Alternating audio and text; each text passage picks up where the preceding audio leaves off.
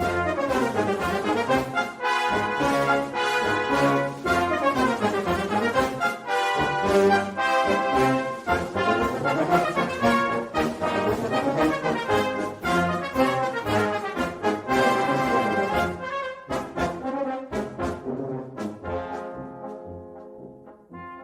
listening to Three's a Crowd, the North East Footy Podcast, with Rye for Borough, Steve for Newcastle United, and Ted for Sunderland.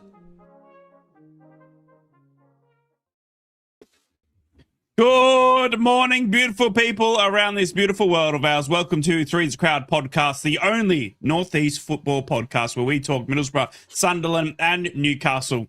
We bring the three teams normally rivals together for a bit of banter, a bit of laughs, and we cover everything Northeast. We hope you've had a fantastic week. We thank you so much from the bottom of our hearts for joining us, especially Ted, because we didn't think Ted was going to join us because he's building an apartment, all right? And he comes in and he's just whinging about the apartment, and we don't have time for that, Ted, okay? Steve and I are what you call celebrities, okay? We're big deals, okay? And you make us wait. You got the last half of the word right. You're a tiddy, definitely, but I don't know about the celebrity.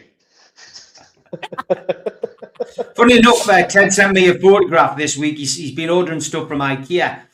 He got some oven chips for his base. I never want to see that logo again. Do you have the patience to build the packs? I never do, eh? No. Absolutely not. So. We're paid for delivery. We're paying for a guy to put it together as well. That's listen, I'm nose diving towards 50, and everything starts to hurt now. My back at the minute is absolutely killing off about 3 or 4 days worth of emulsion, and so I'm just not built for that sort of thing. Charlie's here. He's actually putting the light fitting up for me at the minute. I've learned more of him in the last 2 hours about DIY than I have done in any other time in my life. But I'm too pretty for it. You're like Christian Speakman of like the making your own apartment world or something. Like you're just the delegate, aren't you? But I'm a fixer, Mrs. Ted will agree with that as well. I make a very good foreman, and it also has like sort of sparked the conversation. I turned around and said, "Can you see why people at work don't like me?" And she absolutely fully understood why. Yeah, it's delegation. I don't know why. Name of the game. I don't know why Steve and I are still here. To be honest, after so long, it's like we just battle on. Good morning to you, Steve. Good morning. Yes, it's not a new boy band. There's been reference made to you both wearing hats and me not wearing a hat from Jules already. Ted's got the 7 ego. Look at this. Clothing. Mackem Clothing. Yes. He's got his own branding now. Jeez. Hey, anything to get a plug out. I tell you, well done, Teddy. Good morning, I'll get some Borough clothing where it falls apart after Easter, doesn't it? Wait. Well, the only pink thing falling apart is Tottenham, and we can all laugh at that very, very much. So, good. Let's get into it. We got so much football to talk about. We've only got a short show as well because we've got to get Ted back into his building and his IKEA flat packing. But we've had a massive weekend. There is a lot happening in the footballing world, especially for our three beautiful clubs. Middlesbrough will kick it off first as we look backwards before we look forwards. Middlesbrough played on Friday night, a Friday night feast taking on West Brom away at the Hawthorns, and Middlesbrough were coming up against a tough opposition who had just appointed a new manager. Their manager, Ryan Mason, had been sacked. He was the ex-Tottenham assistant manager. Anything that comes out of Tottenham these days just sucks. And West Brom went and got a new manager. And Middlesbrough were able to get victors 3-2 over West Brom. It was an amazing game. We saw two debutants on the bench in Castle Dean and Finn Munro, our new left back, and it was a fantastic game in the first half. The second half wasn't too good for a Middlesbrough fan. We were 2-0 up at half-time, and then they brought it back 2-2 in the second half, and we were all absolutely and bricks, and funnily enough, it's Alana Bergzorg, who has copped a lot of criticism from me, but also from a lot of the fan base, and is on the verge, we believe, of a move to Bristol City on loan. Scored the winning goal in the 90th minute after great movement by Sammy Silvera, who has absolutely come out and just taken his chance since the Callum Britton injury. Sammy Silvera, my Aussie compatriot, has managed to stick one to the man and managed to stick it to the fans as well because he's had a lot of hatred. Middlesbrough fans are very, very particular, Teddy boy, and I've learnt this in the week. I've had a couple of podcasts, mate, this week, and a lot of them have been critical on the podcast as well of Hayden Hackney, which is crazy. And a lot of them calling out that Hayden Hackney isn't worthy of all the plaudits and all this sort of stuff. I think it's absolutely silly, but let's focus on it, mate. It's a big, big win. It's one of those games, mate, on that Friday night that when you look back in that whole promotion mix, if we are there at the end of the season, that you go, geez, that was a vital 3 points. Yeah, absolutely, mate. I want to start my feedback on this with me defending Middlesbrough fans, which is something I don't do often. But I saw on social media a couple of digs that there were tickets remaining in the away end. There was cash turnstiles, the limited number of tickets available, and a few of I've got to be careful what I say because daytime show and all that sort of.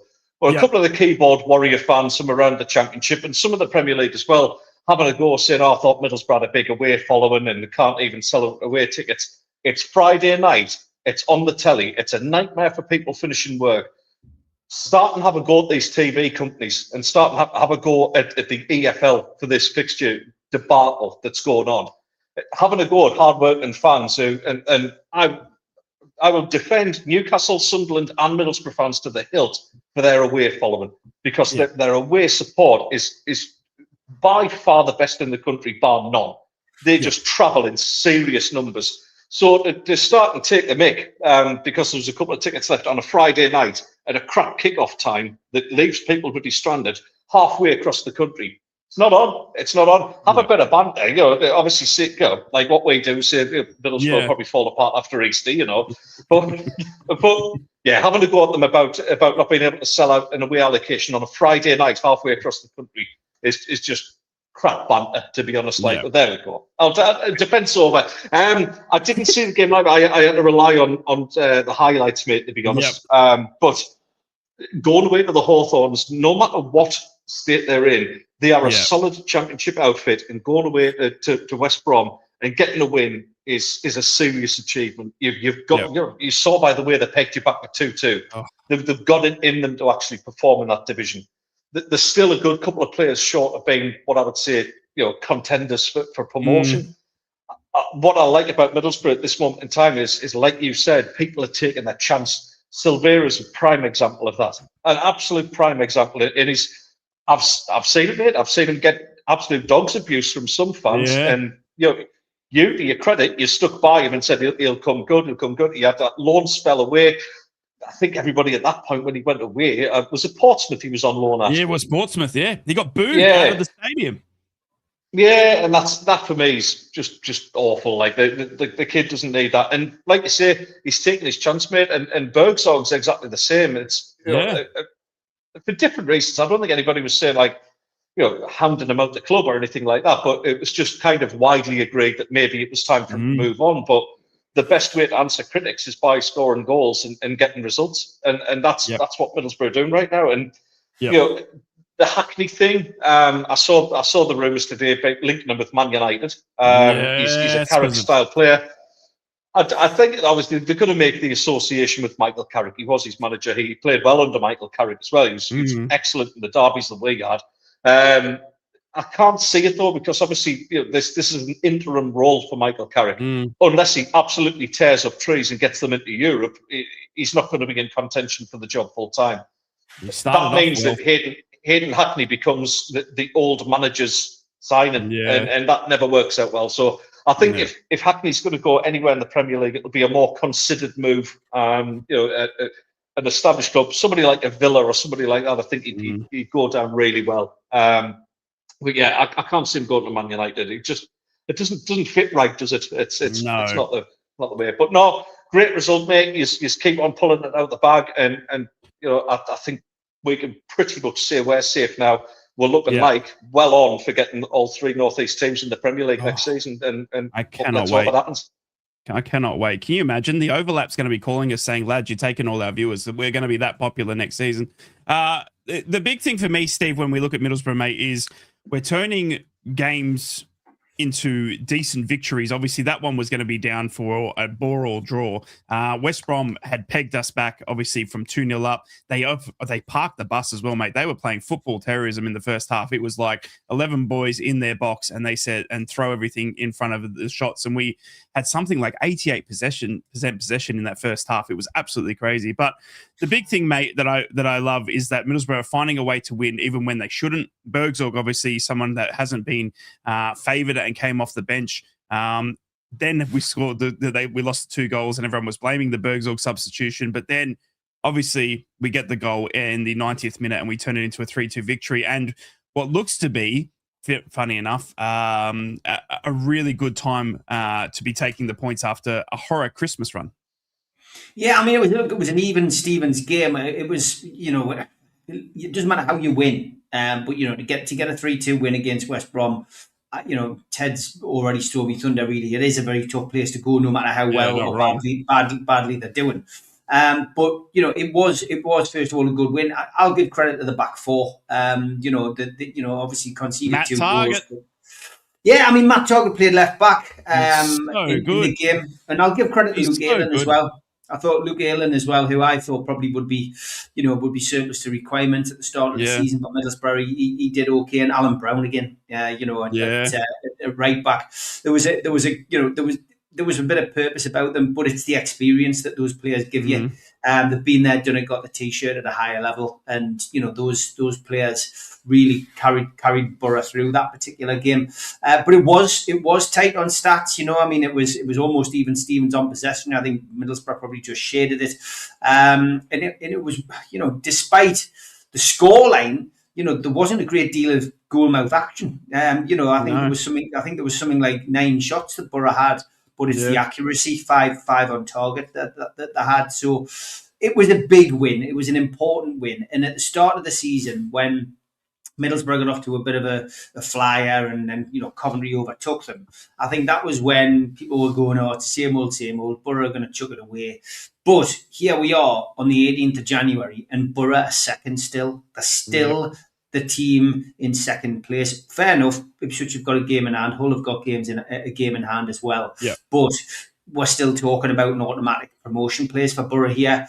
You would imagine now, looking down the division, that another couple of wins and another couple of defeats for these people who are these other teams behind you, then Borough are almost in that position where they can say they've cemented their place in the playoffs. It's the Easter fixtures are usually when we get to that stage. But I genuinely think, that was a great result, and it was a good way to kickstart the weekend for Three's Crowds teams, because obviously Borough win, Sunderland won yesterday, and hopefully Newcastle can get 3 points today. We do need to look forward very quickly. Obviously, we have got a lot of football coming up in this short week of ours, and obviously we got to talk about Sunderland as well, because they played yesterday. And Ted, I don't want to call you the club killer, but you've broken Crystal Palace again. It's not the first time that Sunderland have broken a club this season. You're going to get what looks to be Glasner's last game. It looks like he's going to get sacked after he came out and said in the press conference, I feel completely abandoned from his transfer in the transfer regards in terms of Guehi getting sold the day before.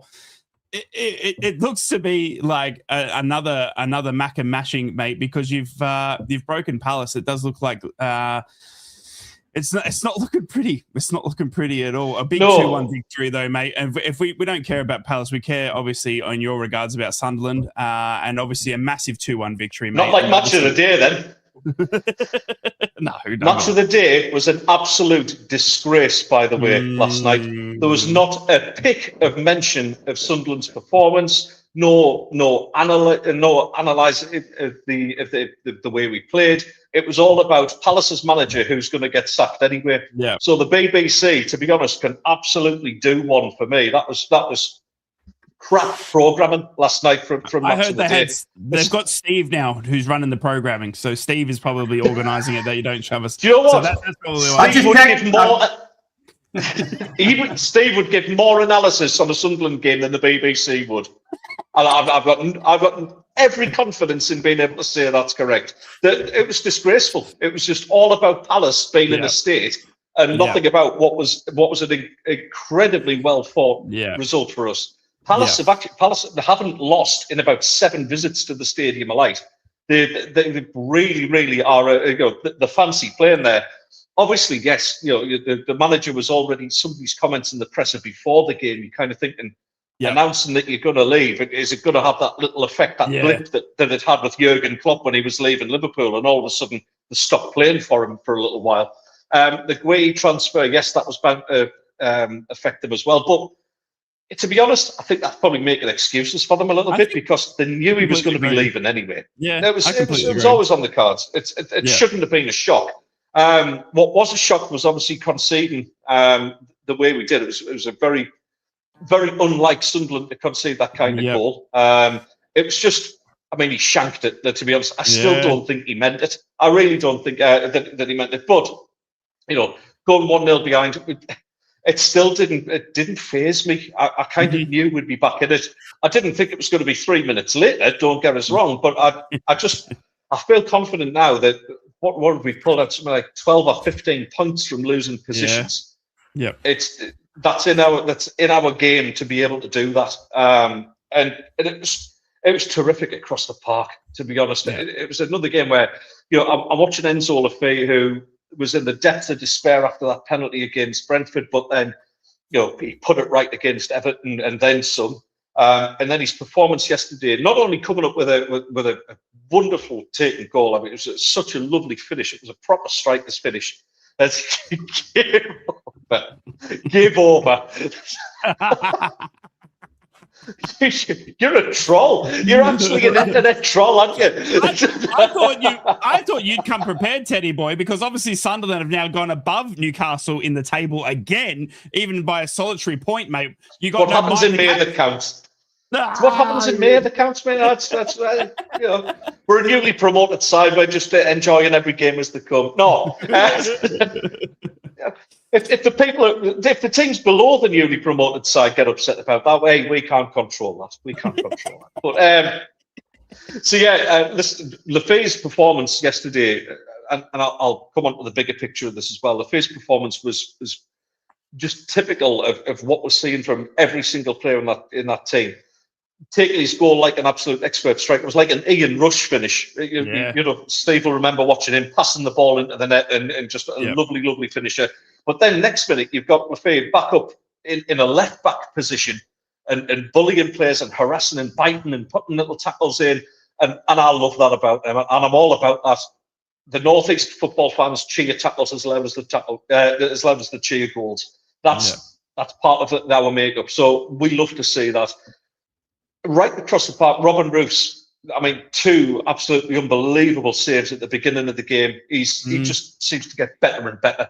Xhaka, the ball he played in for Mukiele just before the first goal, superb. Robbie, oh my God. I mean, he got kicked to bits all game, mate. He is an absolute tank. Isn't he? Yeah, he is. And he only seems to score world-class goals as well. I mean, that finish yesterday was just insane. Oh, it's class. Obviously, bent his leg into some sort of FIFA 16 glitch position that caused the cramp. It was incredible. And like I say, it was a battering ram all game. He was getting kicked to bits off 2 centre-backs and just took it all in stride. We were getting nothing off that referee. And I was going to bring him up, mate, because he seems to be, obviously, you've got that battle of Wilson Isidore, who we all thought, I mean, I personally thought, you said to me again, end of last season, that you thought he was made for the Premier League. And I actually thought that Isidore would be replaced. When you were going through the start of the season, the summer, and we saw the amount of influx of players that Sunderland were doing, I thought for sure, we saw the likes of, of Mark Gueye from Chelsea on loan and all that sort of stuff, that Isidore was going to be near the thing. Well, you've managed to now get a double strike force in Brian Bobby, who wasn't meant to be there. If only it wasn't Chelsea stuffing you around, then Brian Bobby probably wouldn't have been in a Sunderland shirt. True, absolutely true. And I think, I mean, I for once, I have absolute faith in the Sunderland manager. I trust Regis Labrise in what he's bringing into the starting lineup. So there will be days where Mayenda is fancied, to replace Bobby like what he did yesterday. Yeah. And that's purely because it's the physicality.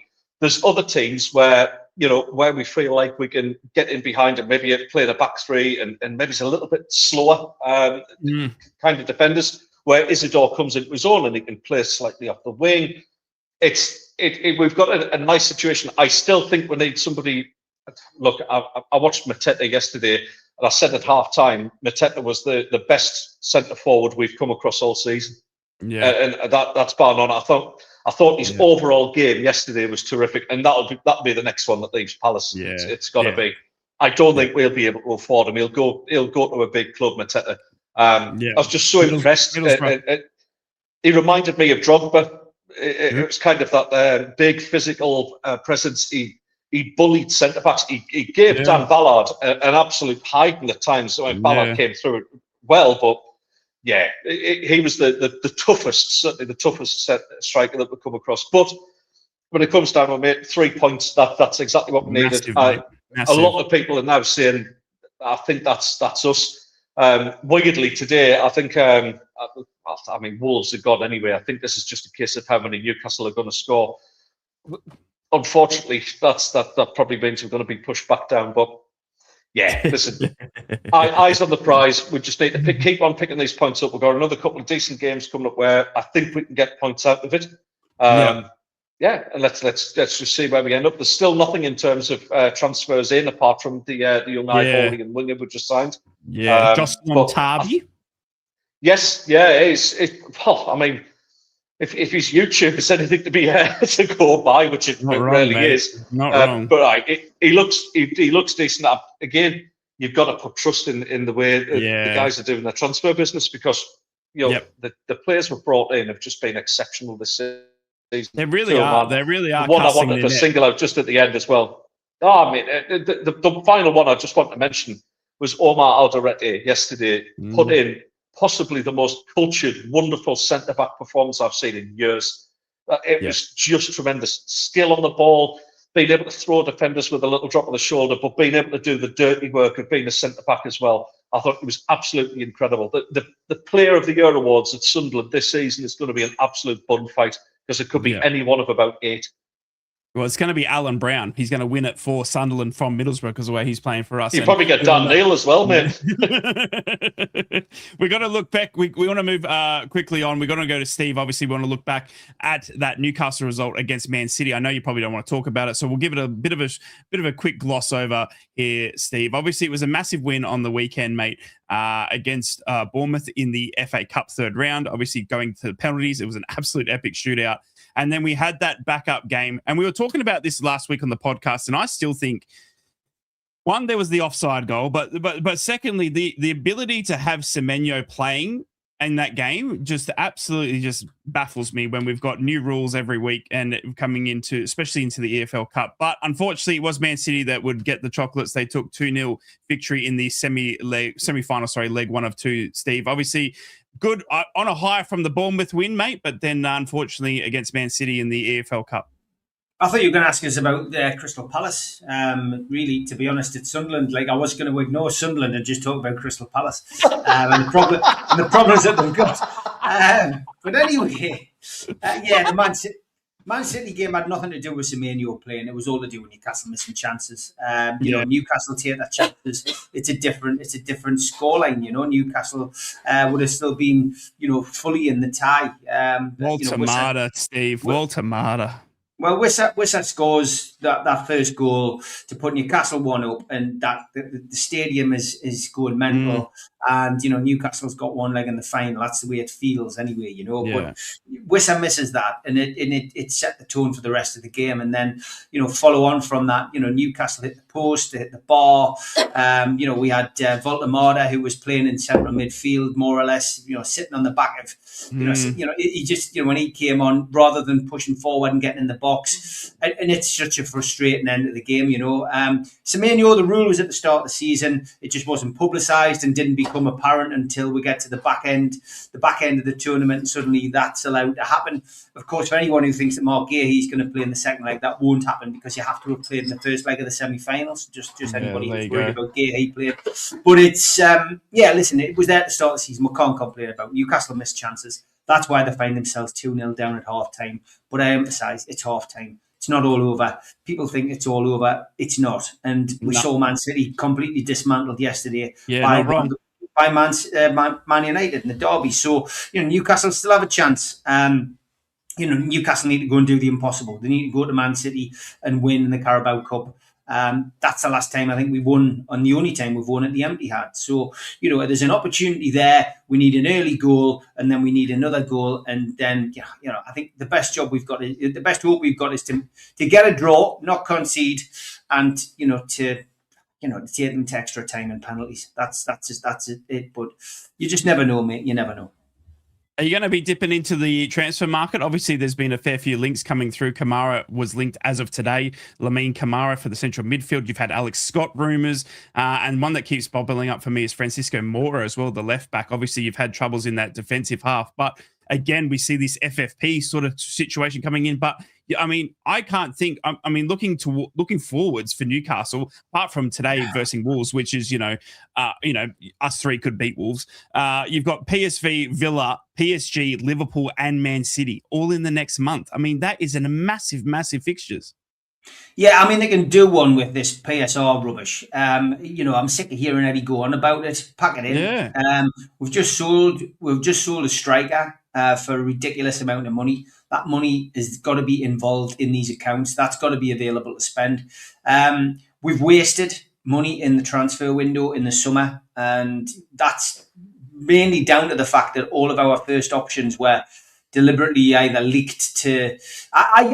My opinion is that the former employees at our club who were in positions of power have probably leaked our transfers to our rivals, and so we've you're ended talking up about Chesko, you're talking about Ateki. Yeah.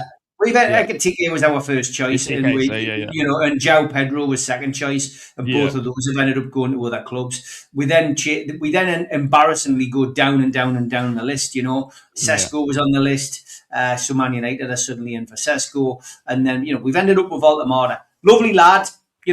Scored some impressive goals this season, put some good work in as far as assists are playing. But we've spent over £60 million on somebody who can't score goals on a regular basis, and the whole point was we needed somebody who could score goals and replace, a striker. We bought a striker from Brentford who, when he's fully fit and on his day, good striker, scored 18, 19 goals last season. But he's the wrong side of the 25, 26 plus mark. He's hedging towards 30. We've spent another big chunk of our budget on him. When I've got to be honest, if you'd said to me, these are the two strikers you're going to spend best part of the Isak money on in the summer, I'd say I'd rather keep Callum Wilson and wait until somebody more available comes along. But it's disappointing. What he did yesterday. Yeah, and I mean, listen, he can come on, and him and Trippier are both players who could be on the bench and come on with 25 minutes to go and change a game. Yeah. Trippier can show the back four up and organise and help win you the points that you need rather than chucking a game away. And Wilson can come on with the last 20 and score a goal and a vital goal at that. But it's disappointing. And for me, it's one of those situations where, exactly, Elanga, terrible at the moment. I was just going to ask you about that, Steve, because social media is going rampant against Elanga. I was sharing a couple of posts that I saw midweek with Ted as well. I mean, Anthony Elanga seems to be getting a lot of stick from Newcastle fans, but not only Newcastle fans, but a lot of those footballing Twitter accounts and stuff like that. I mean, your verdict on Elanga, and you've said Walter Mata and Wissa there as well, but what about Elanga? What about the other signings that come in? I mean, Ramsey is showing signs of being a player. He's got a great touch. He's got vision. He's not afraid to get stuck in, but there's no place with him in the midfield, no place for him on a regular basis in that midfield with the three players that we've got in there. Elanga is just suffering massively from either a confidence fall or whatever. I'm really not sure what is going on with Elanga. He came on the other night, I'll be fair to him, against Man City. The first 3 bits of involvement he had in the game, I was like, go on, son, go on. And he was okay. His first touch, sensible ball to, people in the midfield, but he then went back to normal. He's falling over, he's slipping, he's not getting his first touch, and it's just it's really sad to see a player struggle like that. And some players can't cope with the atmosphere. They can't cope with, Newcastle is a great ground when things are going right and people are cheering and they're behind you. And it is a force to be reckoned with, that crowd. But I tell you what, when it's negative and moaning and groaning, it's awful, and it can get on, and a player can be affected by that. And I do believe, I mean, there's no smoke without fire. I'm not going to go into the ins and outs of it, but we've suggested this on NUFC Matters as well. There's a lot going on behind the scenes with the players. There's a lot of things that are going on in their personal lives, and I think that's had half the problem. But the biggest problem still, forget about all that, is Isak. Isak is key to the problems that Newcastle have faced all season. It's affected the way the side play. It's affected the mental attitude of some of the players because they've lost their mate. It's affected a lot of the players because the focal point of the way that Newcastle United played has been removed, and there wasn't a replacement. And it's as simple as that. It's bizarre because we're win on Wednesday night. We're into the next leg of we're into the shootout stages of the Champions League. If we can somehow, with a miracle, pull that game back in the Carabao Cup, we'll be in another cup final. Although it's very unlikely, but you never know in football. And we are a tough away draw at Villa, but we're in the fourth round of the FA Cup. And a win today, which I don't think we'll get, by the way, is a chance to get back into level with the top 5 teams. So we'll be in the top 5. So we're still in the chase for Europe. So I think there's all to play for. But Newcastle haven't played well all season. We cannot sugarcoat it. They haven't played well all season, with the exception of the odd half here, the odd half there, the odd game here, the odd game there. And Matt Targett's not the answer. Why the hell Newcastle are even contemplating bringing Matt Targett back? It's a name on a piece of paper. That's all he is for us in the Premier League. Matt Targett is not a Premier League player. And Matt Targett coming back to fill, even sit on the bench and come on if needed as left back, it's not the answer. It's not the answer. And if that's where we are financially, if that's where we are as a club, it's sad because we will end up seeing Eddie Howe depart the club. I think if this continues, his reputation's on the line. He can't keep getting blood out of a stone, and he can't keep performing miracles. And all along the road, 12 mile along the road, with Sunderland doing well, it from a fan base point of view, it does pile of pressure on, and Sunderland keep winning and they keep getting results. And the fact that Sunderland are, again above us, we need to win today to qualify for Europe, but it will still affect those people on social media and people's, people might say it doesn't affect them, but it still does affect you. It's a local rivalry, and that's it, But I could go on. I could go on all day, lads. But I bet you could, mate. I'm not particularly happy at the minute, mate. Yeah, I get it, mate. And look, it's been a frustrating season, I think, and it kicked off straight away from the Isak thing. We saw it, wasn't it? And it brewed right from there, and it seems to that frustration seems to have continued. Look, let's take a minute. We're going to look forward after this, but we're going to take a minute. We're going to put smiles on dials after a frustrating chat. It's time for Troll of the Week.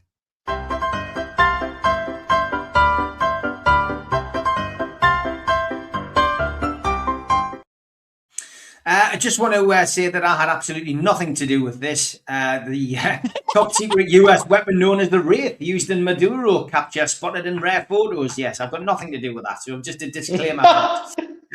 But big thanks to these guys who've clearly got a bit of taste. They're starting to sell Wraith hats on Facebook, which is fantastic. Wraith Lifeline member. Excellent. There you go. Thank you for the person who sent me that. Anyway, I'll have to get one, we better get these in before Man United start playing well. The Man United cycle, lose games. Rome wasn't built in a day. We are Manchester United. This is unacceptable. Appoint new manager. So, we better get this one out of the way as well. This is the best thing that you can do at Manchester United. And so Jim Ratcliffe says that the Barcelona Spanish Super Cup trophy is... it's all down to Manchester United. Rashford's still a Manchester United player, so that trophy's ours. We're very happy. It's a great success. And Brighton did do well against Man United. Man City not so well, but I did like this that was pushed out by one of the... Walker has brought out a new brand of crisps in Liverpool. Not helpful. And Richard Keys, sad to hear the news of Terry Orris passing. He was a warrior and won fans over wherever he played. He was great for us at Coventry, and the reason I got Gabby a job at Sky. I had no idea who she was when we met, but I knew her dad. Rest in peace, Terry. Your daughter did you proud. And Dan's got it right here. He says, great to see a trip down self-indulgent memory lane at this time. Thoughts with you. That just sums Richard Keys up, doesn't it? Not wrong. Not wrong. Tattoos. A lovely Dundee one, a six-fingered Dundee fan. Oh my gosh! Unbelievable! Far out. And nothing like putting your favourite song on your arm. It is. It is my. That hurts to look. And especially if it's a Liverpool chant. Never walk. Oh my God! Brilliant stuff. This is a true story. Swindon captain Ollie Clark was banned for 7 matches for a highly violating foul play on 2 opponents' private body parts. I thought that was bollocks, but it is true. Very good. Very subtle. Love it. Well done. Well done. And I did try to get the new Newcastle United 95 range, but it had all sold out within 48 hours. And I can see why. It was on the episode of The Simpsons this week.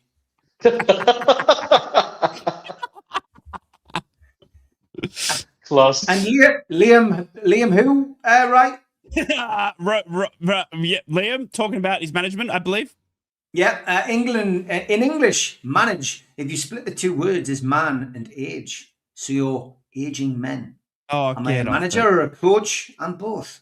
Coaching is education. Coaching is wanting to improve players on a technical and tactical level. Management is making sure you have a strong culture. Yes, I think we might have a Liam Rossenoir, as Ry calls him. We'll have some of his logic each week. The away end felt very old school last night. Average age was 45 plus, says Lee. Maybe a Tuesday night in 0 temperatures in the northeast isn't a thing for all of our hospitality guests. Sadly, Old Trafford on Saturday is hence where my 24K points didn't get me a match ticket this season. Modern football, yeah, I think we're all feeling a bit of that, Lee, on away travels.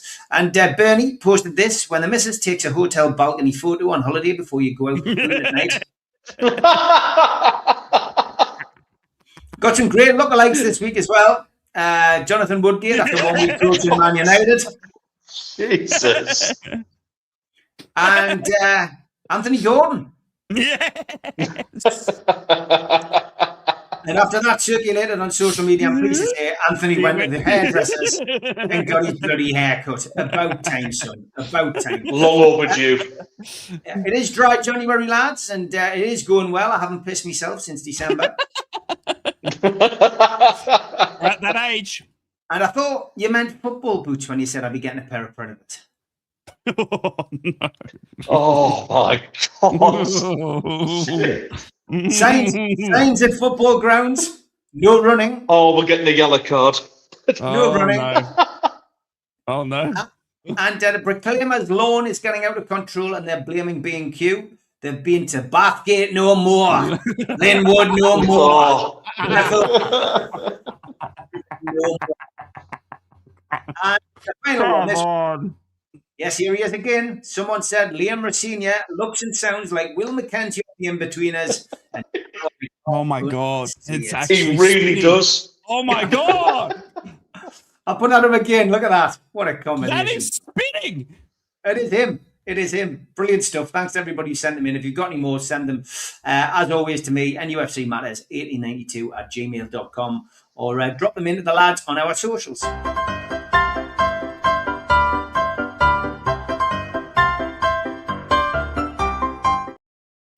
We did have one that was too late to add there as well, by the way, Troll of the Week. Leighton Orient actually managed to troll themselves.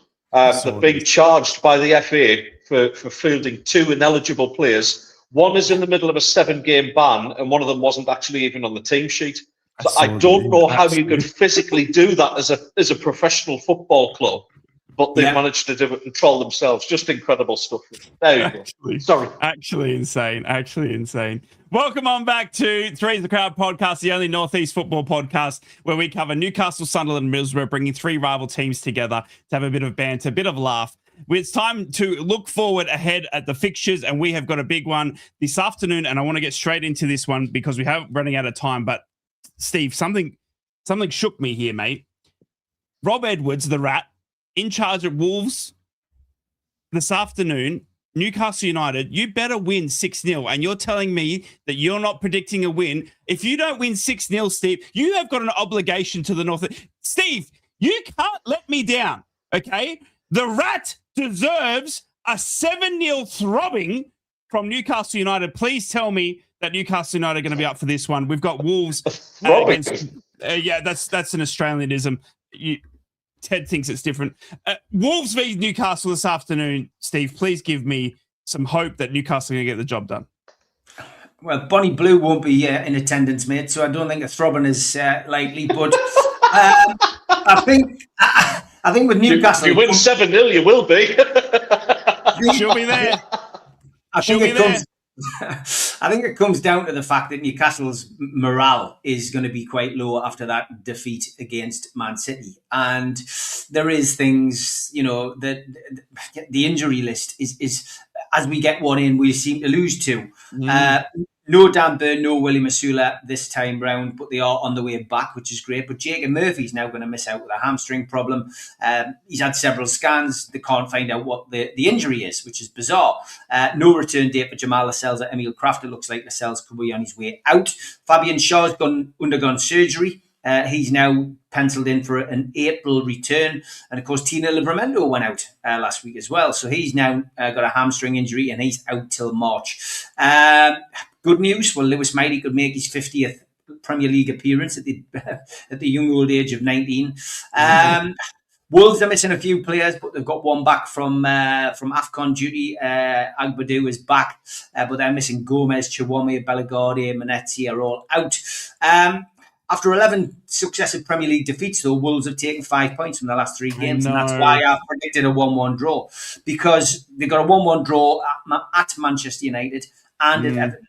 And then they've won 3-0 over West Ham. And, that's the problem. They had a morale-boosting win last week in the FA Cup. Yes, it was against Shrewsbury, but goals, and another win and keeping the run going is I think they won 6-1 and Strand Larsen got 3 goals. He got a hat-trick. So that would have done his confidence good. And last but by no means least, Matthias Marnier, 18 years of age. They've given him a chance in the team, and he scored 2 goals in his last 2 games. So how against Edwards as well hasn't really been a positive outcome the last time we played them. Rob Edwards was manager of Luton Town. Newcastle drew 4-4 at St James's Park. And then they had a 1-0 home win against us, and that was only a couple of seasons ago. So that's why I'm not very confident in this game. I think a draw is more than likely. I'm hoping the Newcastle that went to Everton turns up and spanks them 3 or 4-0, which is what we really need, a morale booster. We need goals for Wissa, etc. But that's what we really need. But yeah, I'm going for a 1-1 draw, which I think will set the murmurers off again. I think if Newcastle get beat on against PSV on Wednesday, which is possible, I really think the doom and gloom merchants will be out again. But I'm going for a draw down at Wolves. I think it'll be 1-1. Oh, God, I'm scared now. Teddy boy, Steve's making sense, and that doesn't help me with a big victory needed for over Wolves, because we've got a Middlesbrough hate watch against Rob Edwards and Wolves this season, mate. Look, the overlap this week, obviously, and I know there is certain other podcasts available as well, but obviously they spoke about Eddie Howe and his chances of getting the Man United job at the end of the season, given the way Newcastle are going, and they reckon that Eddie Howe's a perfect fit. If not, Man United going to get Tuchel, and then Howe gets the England job. I mean, Wolves today, they have to smack it, Ted. They have to, right? It's a weird one, and I agree with everything Steve's just said, to be honest, which makes this show terrible when we do that and agree on things, but that's the nature of it. We don't disagree on everything. Wolves are playing themselves into form. I think it coincides with Newcastle obviously having these defensive frailties at the, I mean, in terms of fitness, not in terms of the quality of the players they've got. So yeah, there is going to be a little bit of uncertainty in there. I feel like, aside from Bruno, I'm not a fan of Bruno as a personality because he winds me up, which is exactly what he's trying to do, which is great and all well for them. Apart from Bruno, I don't see real leadership at the back. And I think that's what's missing from there. It needs somebody to galvanise and organise them a little bit more. And I just feel today with Strand Larsen getting his hat-trick, with Sane as well, who Steve mentioned, there's danger in that Wolves attack. There really is. I think going forward, though, Newcastle have got enough to get something out of the game as well. I honestly think I can see this one being, I can see goals in it. I really can. And I'm going to go for a draw. But I'm going to go for a minimum 2-2. I think there's goals all over the place here. Because oh my gosh! Both of them can't keep clean sheets at this moment in time. So yeah, I'm going for a high score draw, a minimum 2-2.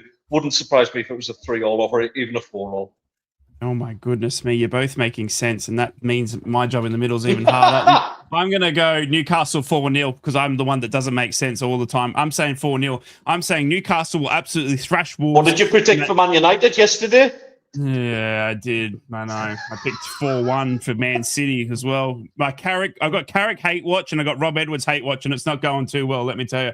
Well, it's going to be a massive game, and I'm honestly going for Newcastle 4-0. I honestly think Newcastle need to go and absolutely smack them and get their confidence back. I know we're talking about confidence games coming from Wolves and stuff like that. I honestly think that Newcastle can get it as well. We've got to look ahead as well because there are 2 more games that Middlesbrough will be playing midweek and Newcastle as well. Let's go Newcastle because we're on the theme of things. We are running out of time. We've got to get Ted out of here. I do apologise. We've got Newcastle versus PSV midweek, Steve. Massive game, obviously, and you're on the blimmin' doorstep of Champions League, mate, potential. Given you were talking about the dismay and the downheartedness nature of the season, I mean, you're in an amazing spot, mate, come Champions League. And it's Newcastle at home with PSV, which will be an amazing night at St. James's Park. How do you see that one, mate? It really depends on what happens today. I think if Newcastle could get a confidence-boosted win today, then it's a different game on Wednesday. Newcastle's up against a really tough Champions League team, but they're at home and they've got that opportunity to really turn it on. But the way that our results go, if it's a Champions League game after the Premier League game after the Champions League game, we haven't fared as well as we have previously. But I'm going to go for another draw. I think a draw won't get us through. I don't think. I think we'll then have to go to PSG and get something which would be difficult. We've already beaten PSG, of course, in the Champions League in our first return. So I think I'm going to go for a draw. I'm going to go for more of an entertaining draw at St. James's Park. I'm going to go for a 2-2 draw on Wednesday. Okay. Teddy boy, Newcastle at home, PSV, after they draw 4-4, like you said today with Wolves. What's going to happen midweek, mate? I'm actually going to disagree with Steve on this one, and good. It'll be the most Newcastle thing ever to probably get beaten at Wolves and then go and win the game against PSV and get through to the latter stages. It's just been that kind of season for Newcastle. Yeah. I'm not basing my prediction on anything logical whatsoever than just like it would be typical if this happened. So I can see a result. I can actually see a 2-1 for Newcastle. To be honest, I can see them winning this one. PSV, they aren't what they used to be back in the heyday when Bobby Robson was there and producing absolute fantastic players. They're struggling a little bit these days. I think there's more than enough about Newcastle to actually edge through that one. And then obviously PSG after that is, that's anyone's guess. Yeah. I'm going to go for a 2-0 victory. I think, honestly, I don't know where we're going. I'm more Newcastle than anyone today. I'm going 2-0 against PSV, and I'm going 4-0 against Wolves. I honestly think that they can have a big week if all goes well. I trust in Eddie Howe to get it right. Honestly, it's going to be incredible. Anyway, we've got to move on quickly because Middlesbrough have also got a midweek journey, and they're away to Stoke City. Yay for us. It's going from West Brom away to Stoke City away. You can't do it on a cold night in Stoke. Where can you do it? Middlesbrough at Stoke City this week. It's going to be Wednesday night fixture for them. And unfortunately, coming off the back of West Brom, who absolutely parked the bus, we're going to another team that loves parking 3 buses. So it's going to be an absolute enthralling game. I'm going for a 1-0 victory in that one because we know what Stoke City are like, Teddy boy. But look, 2 tough away fixtures coming off the back of the away fixture against Fulham as well. Middlesbrough's 3rd away fixture in the space of a week against Stoke City, mate. How do you see that one playing out? Quite simply, it'll not be a game I'm tuning into, mate. I'll be going to bed. Stoke City at home midweek. I couldn't imagine anything worse than maybe watching Love Island or something like that. Yeah. Hey. That's a beautiful island. Mate, I can't stand TV shows like that because I'm intelligent and I've got a temper. We're going to get you on that one day. This podcast is going to take off, and you're going to be that. But I don't Mrs. Kendall like that. They're not sticking them in the jungle. Anyway, yeah. I tell you what, us 3 in the jungle would be fascinating viewing. Oh, imagine! Just imagine, both me and Steve going to Rye, going, he's doing me head in, he's doing me. I'll be like, I know. Give me a rice. Bloody, he's cleaning the dunny. Anyway, getting back to the score prediction. It's got 0-0 written all over. It's going to be an absolute ball fest. Yeah, I'm worried about it as well, but I'm still predicting Middlesbrough 1-0. Steve, Middlesbrough versus Stoke midweek, mate. There was a song played in the gym this morning that I was in, and it was Pig Bag. It's a Tyne. So it's 1-0 to Borough. Get in, Steve. That's why I love you.